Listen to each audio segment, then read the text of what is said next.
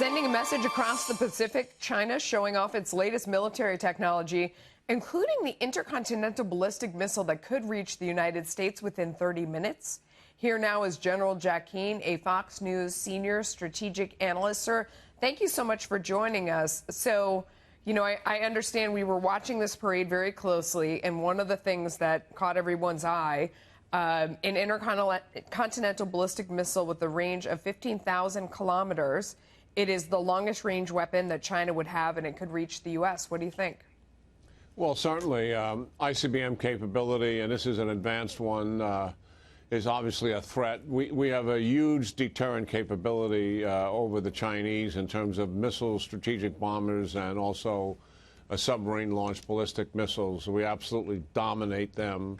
They don't have the kinds of inventory that it would take to destroy the United States, while we have the kind of inventory that could destroy just most of their country itself. So based on that fact, they've got a long way to go where we have to worry about that. However, they also deployed a DF-17, which is the first time we have seen in their military parade a hypersonic missile.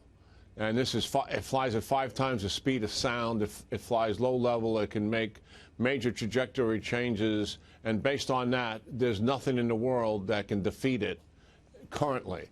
And the United States is certainly moving quickly to develop this capability itself and also to be able to defend against it.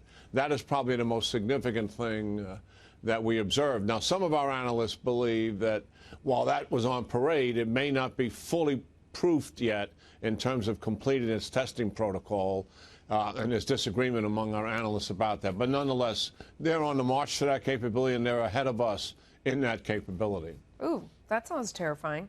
While you're here, North Korea and the U.S. are set to resume talks within the next week, reviving negotiations that have been stalled since that February summit in Vietnam that ended without a deal. What do you think of potentially going back to the table with North Korea on Saturday? Well, I think it's a good thing, and it's something that has been talked about since the aftermath of, as you indicated, a Hanoi summit where, you know, North Korea walked out of there with their tail beneath their legs, thinking that they were going to get sanction relief for a small initiative that they put on the table, and they were rebuked by the United States. And all of their rhetoric and all of their actions with rocket testing and short-range ballistic missile testing since that Hanoi summit has all been, one, to convince their domestic audience and certainly their elites around the regime that they mean business and they're still a strong, powerful, nuclear powerful nation capable of delivering ballistic missiles. But they're coming into this talk with that additional leverage, and we'll see. I mean, the reality is that they've never put anything consequential on the table that to follow up on what they said in Singapore to the president, that they're serious about denuclearization. But there's no evidence to support that other than suspending nuclear testing and ballistic missile testing. There's not a concrete step that has been taken to disarm their nuclear or ballistic missile capability or even provide us some inventory of what they have with some kind of a schedule. So what I think is happening here is we're going into this to see it. We want to see the evidence of supposedly their decision.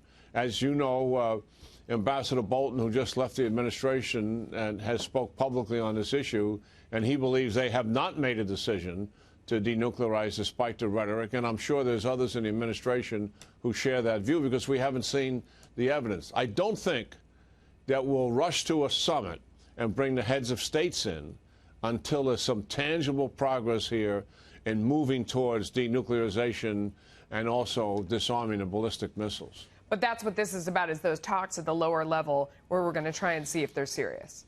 Yeah, in a nutshell.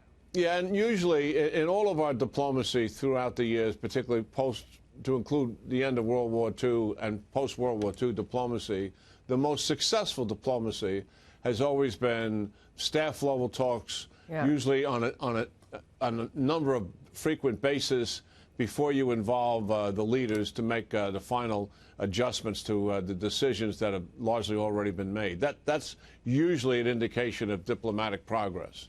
General Jack Keane, thank you for your time today. We always appreciate it. Yeah, great talking to you. Good to see Thank you.